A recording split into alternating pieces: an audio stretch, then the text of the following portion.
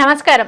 August 25 నుంచి September 18 వరకు కన్యా రాశిలోకి శుక్రుడు మరియు కేతువు ఈ రెండు గ్రహాలు కలవబోతున్నాయి కాబట్టి మరి ద్వాదశ రాశుల్లోని 12 రాశుల వారికి ఏ విధంగా ఉండబోతుంది, మరి వారికి శుభ అశుభ ఫలితాల గురించి తెలియచేయడానికి ఈ రోజు మనతో పాటు ఉన్నారు ప్రముఖ జ్యోతిష మరియు వాస్తు పండితులు బ్రహ్మశ్రీ డాక్టర్ నాయకంటి మల్లికార్జున శర్మ గారు.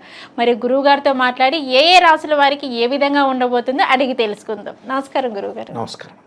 గురుగారు, ఆగస్టు 25వ తారీఖు నుంచి సెప్టెంబర్ 18వ తారీఖు వరకు కన్యా రాశిలోకి వచ్చేసి శుక్రుడు మరియు కేతువు ఈ రెండు గ్రహాలు కలవబోతున్నాయి కాబట్టి మరి సింహరాశి వారికి ఈ 25 రోజుల్లోనే ఎటువంటి ఫలితాలు రాబోతున్నాయి, మరి వీరికి ఎలా ఉండబోతుంది 25 రోజులు అనే వాటన్నిటి గురించి అయితే మాకు ఒక్కసారి తెలియచేయండి గురుగారు.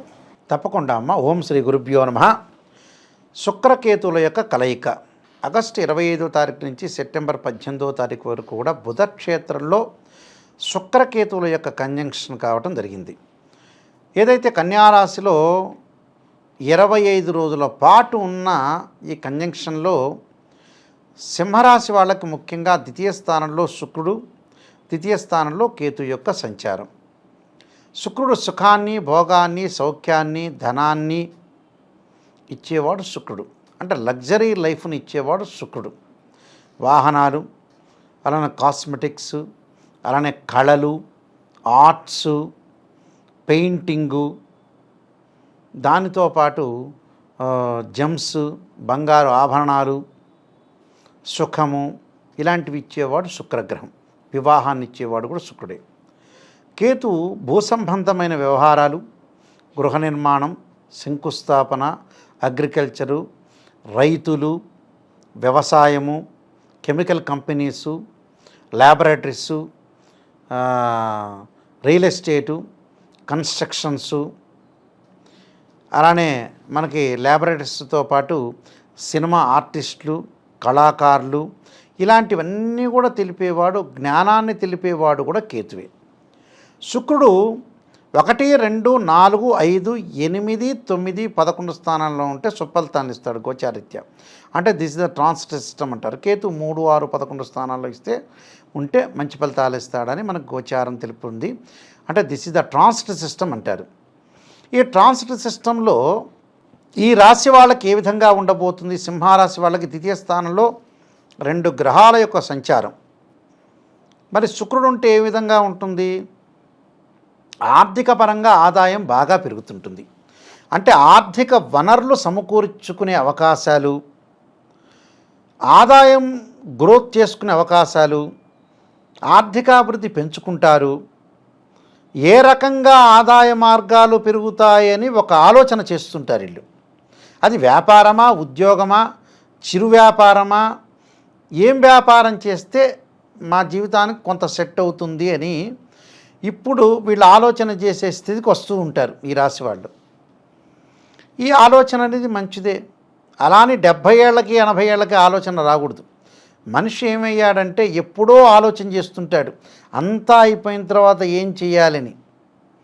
అంటే కాటికి కాళ్ళు జాపుకునేటప్పుడు ఆలోచన చేస్తుంటారు మనిషి యొక్క జీవితం. అది ఇంకా బ్రహ్మగారి మ్యానుఫ్యాక్చర్ డిఫెక్ట్ అనుకోండి.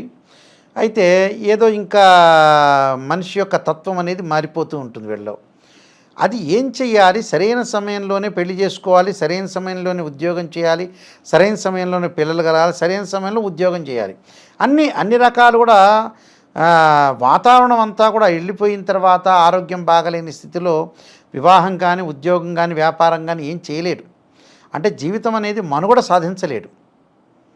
ఇక్కడ మనం చూసుకునేటట్టయితే 2వ స్థానంలో ఏదైతే శుక్రగ్రహం ప్రభావం వల్ల ఆదాయం బాగా పెరగటం, వివాహానికి సంబంధించిన విషయాల్లో వాళ్ళకి మంచి ప్రవర్తన కలిగిన అబ్బాయి కానీ అమ్మాయి కానీ రావటం, నిశ్చితార్థాలు జరగటం, ధార్మిక కార్యక్రమాల్లో పాల్గొంటే, యజ్ఞయాగాది క్రతువుల్లో పాల్గొనే అవకాశాలు, స్త్రీ సౌఖ్యము, వాహన ప్రాప్తి, అంటే లగ్జరీ లైఫ్ అనుభవిస్తుంటారు. వేరు ఊళ్ళకి ప్రాంతాల్లో ప్రయాణాలు చేసే అవకాశాలు ఎక్కువ ఉంటాం. తీర్థాలలో స్థానాలు, సముద్రాల్లో స్నానాలు చేసే అవకాశాలు కూడా బాగా ఎక్కువ ఉంటాయి. అంటే ఇవన్నీ కూడా దేనివల్ల ఏర్పడుతుంటాయి? బట్ ద్వితీయ స్థానంలో శుక్రుడు వల్ల ఏర్పడుతుంటాయి. వివాహ ప్రయత్నాలు కూడా అనుకూలంగా ఉంటాయి వాళ్ళకి. అలానే సినిమా కళాకారులకు కూడా రంగంలో గుర్తింపు, అంటే శ్రమకు ఏదైతే మనం కష్టం చేస్తున్నామో దానికి ఒక రికగ్నైజర్ రావడానికి ఆస్కారం అనేది బాగా ఎక్కువ ఉంటుంది. ఇది కూడా మంచి పరిణామమే కదా. ఇలాంటివన్నీ కూడా మనం కొన్ని చోటు చేసుకోవాలి. అంటే క్రియేటివిటీ, అంటే మనం క్రియేటివిటీ హెడ్గా ఉండాలి. భగవంతుడు ఇస్తాడు, భగవంతుడు మన జన్మనిచ్చాడు. మన ఆలోచనలు ఏమైతాయి, మన భగవంతుడు ఏం చేస్తాడు, ఒక బొమ్మగా తీర్చిదిద్ది భూమి మీద కొలుతాడు. మనం తప్పు రైట్ అనేది మనం కరెక్షన్ చేసుకోవాలి. బ్రహ్మ రాసిన రాతను మొత్తం అంతా రాయడు బ్రహ్మ. నేను రాసిన రాతను రాశాను, మీరు ఏదైతే ఉంటుందో బ్రహ్మ రాసిన రాతను నేను చెరపలేను, కానీ ఆ రాతను మీరు యజ్ఞయాగాది క్రతువుల వల్ల దాన ధర్మాల వల్ల మీరు చెరిచిపోవచ్చు అని ఆ బ్రహ్మే చెప్పారు. అందువల్ల ఇక్కడ శుక్రగ్రహం వల్ల మంచి జరిగే అవకాశాలు ఎక్కువ ఉంటాయి. అంటే ద్వితీయంలో కుటుంబ పరంగా చికాకులు తొలగిపోతాయి. భార్యాభర్తల మధ్య అన్యోన్య దాంపత్య సంబంధాలు, ధనపరంగా ఇబ్బందులు లేకుండా ఉండే అవకాశాలు ఎక్కువ ఉంటాయి. కేతు వల్ల ఏం జరుగుతుంది, ద్వితీయంలో కేతు వల్ల పుణ్యక్షేత్రాలు, తీర్థయాత్రలు తిరగటం, అనుకున్న పనులన్నీ కూడా కొద్దిగా జాప్యం జరిగే అవకాశాలు ఉంటాయి. అంటే కాలయాపన జరిగి లేటు జరుగుతూ ఉంటాయి. సరే, సహజంగా 1-2 రోజులు లేటు జరిగినా కూడా వీళ్ళు మనశ్శాంతి లేకపోతారు. వీళ్ళు విద్యార్థులకు పోటీ పరీక్షల్లో ఉత్తీర్ణత సాధిస్తారు, కానీ ఏదో మనసు అశాంతిగా ఉంటుంది. మనసును ప్రశాంతంగా ఉంటుకోవాలి, అందరితో మాట్లాడాలి, ఆహ్లాదకరంగా వెళ్ళాలి. ఎవడైనా సరే మనం ఉండేది లేదు భూమి మీద. ఒక ప్లాట్ఫామ్, ఒక రైల్వే స్టేషన్లో కూర్చున్నాం, ఆ రైల్వే స్టేషన్ ఎప్పుడు ప్లాట్ఫామ్ ట్రైన్ వస్తే మనం ఎక్కి వెళ్ళిపోతాం. అంటే ఎవడైనా అంతే. గుంటూరు రైల్వే స్టేషన్లో కూర్చుంటారు ఒక పర్సను, వెంబటే ఏదో పల్నాడు ఎక్స్ప్రెస్, ఇంటర్సిటీ ఎక్స్ప్రెస్ ఏదో వస్తుంది, ఆ ట్రైన్ రాగానే వెంబటే ఆయన ఎక్కి వెళ్ళిపోతాడు, ఎవడి దారి వాడిదే. అప్పుడు ఆ ఇద్దరు పర్సన్స్ ఎవరో ఒకడు ఆ ప్లాట్ఫామ్ మీద ఉన్న తర్వాత వాళ్ళు మాట్లాడుకుంటుంటారు, ఎవడి ట్రైన్ వస్తే వాడు వెళ్ళిపోతాడు. ఒకడు ఇంటర్సిటీ వచ్చిందంటాడు, ఒకడేం పల్నాడు ఎక్స్ప్రెస్ వచ్చిందంటాడు, ఇద్దరు వెళ్ళిపోతారు. అంటే ఎవడు ప్లాట్ఫామ్ వస్తే వాడు దిగటం, కానీ ఎవడి ప్లాట్ఫామ్కి వాడు ట్రైన్ వస్తే వెళ్ళిపోవటం జరుగుతుంటుంది. జస్ట్ ఏమిటి అని అంటే ఒక జగన్నాటకం. ఒక జగన్నాటకం జస్ట్ భగవంతుడు మనం దింపాడు కాబట్టి చనిపోయే వరకు కూడా ఒక నాటకం ఆడటం తప్పితే ఏమీ లేదు ఇందులో. దానిలోనే గొడవలు, సగాదలు, డబ్బు గురించి ఆలోచన. ఒక్కొక్క మనిషి మామూలుగా ఉంటాడు కదా ప్రజలు. అందువల్ల జ్ఞానాన్ని సంపాదించుకోవాలి. జ్ఞానమూర్తులుగా వీళ్ళు ముందుకు వెళితే కేతు జ్ఞానాన్ని ఇస్తాడు కాబట్టి మనం కేతువుని ఆరాధన చేయాలి. వీళ్ళు ఆరాధన చేయటం, శాస్త్రపరంగా ఉండటం, మంచి చేయటం, దానము, ధర్మము, వ్యక్తిత్వం అనేది కొంత మార్చుకోవాలి. విదేశాలకి వెళ్ళే అవకాశాల విషయానికి వస్తే కొంత సమయం జరిగే అవకాశాలు ఉంటాయి. కాలయాపన జరుగుతుంటుంది. వీళ్ళకి తొందరపడి వెళ్ళలేరు. అంటే ప్రణాళికను సిద్ధం చేసుకుంటారు, నేను సిద్ధం అనుకుంటారు, కానీ ఆ పైనుంచి కూడా సిద్ధం కావాలి కదా, అందులో సిద్ధించలేకపోతుంది. కాబట్టి అశాంతి ఉండొద్దండి. కొన్ని వాయిదాలు పడే అవకాశాలు ఉంటాయి కేతు వల్ల.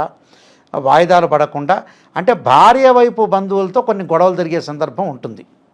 భర్త వైపు బంధువులతోటి ఈ భార్య గొడవలు జరిగే సందర్భాలు ఉంటాయి.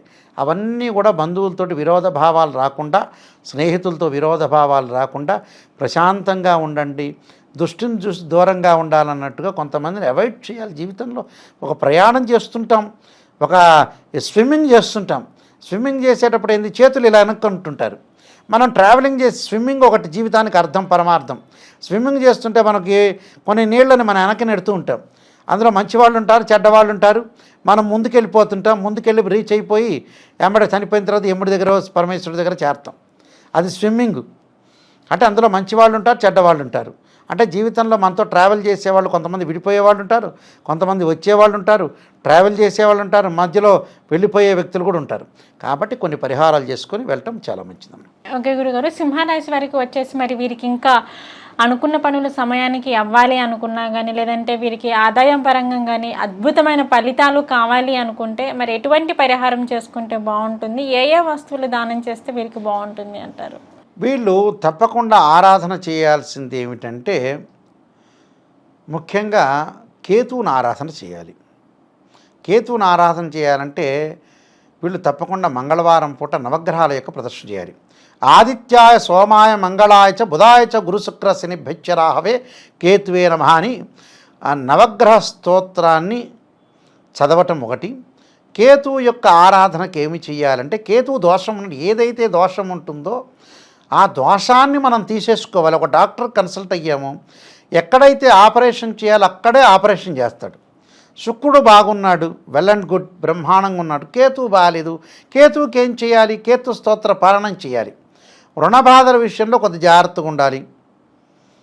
గణపతిని ఆరాధన చేయాలి, తప్పు లేదు. కేతువుని ఆరాధన చేసేటప్పుడు ఏం చేయాలంటే కేతువుకి ప్రీతికరమైన ఉలవలు దానం చేయటం, ఉలవలతో ఉన్న ఏదైతే వంటకం ఉంటుందో ఆ ఒక దేవాలయానికి వెళ్ళి అక్కడ ప్రధాన అర్చకులకు ఇచ్చి ఆ దేవాలయాన్ని నైవేద్యం పెట్టి భక్తులందరికీ కూడా పంచమని ఆ దేవాలయంలో ప్రధాన అర్చకులకు చెప్పటం కానీ లేకపోతే మీ చేతి ద్వారా పంచటం కానీ చేయాలి. అలానే కేతుగ్రహ హోమం చేయాలి. అంటే లక్ష్మీ గణపతి హోమం కానీ కేతు హోమం కానీ రెండూ కలిపి చేస్తే కేతు యొక్క దోషం పోయే అవకాశం ఖచ్చితంగా ఉంటుంది.